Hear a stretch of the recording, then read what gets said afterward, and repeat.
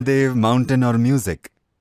महादेव का मतलब है, आप बात कर रहे हैं शिव की।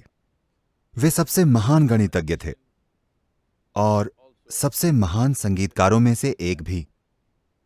लेकिन लोगों ने उनका संगीत ज्यादा नहीं सुना, क्योंकि वे अपने ही संगीत पर नाचते थे और दूसरों ने वो संगीत नहीं सुना।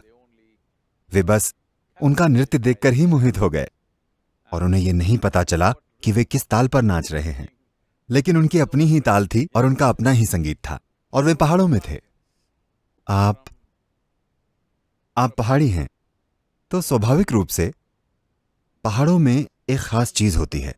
जब आप पहाड़ों में चलते हैं और जब आप पहाड़ों में होते हैं तो आपको चलना ही पड़ता है। कुछ ही समय से सड़कें बनने लगी हैं, वरना लोग बस चलते थे। पहाड़ी लोग हमेशा पैदल चलते थे। जब आप मंजिल से दूरी जाने बिना बस पैदल चलते जाते हैं, जब आपको रोज पैदल चलना पड़ता है, तो आप देखेंगे कि आप अपनी खुद की एक ताल बना लेते हैं। आपकी चाल में एक तरह का संगीत और एक तरह की ताल आ जाती है, क्योंकि आपको अपनी ऊर्जा बचानी होती है।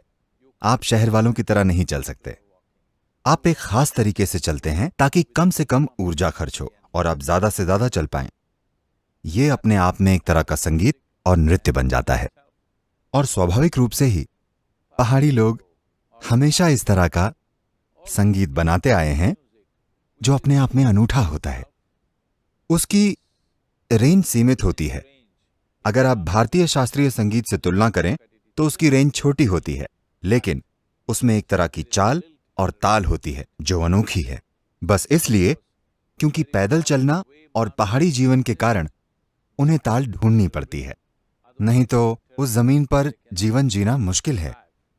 क्योंकि ऊर्जा की बचत करना पहाड़ी जीवन का एक अहम हिस्सा है।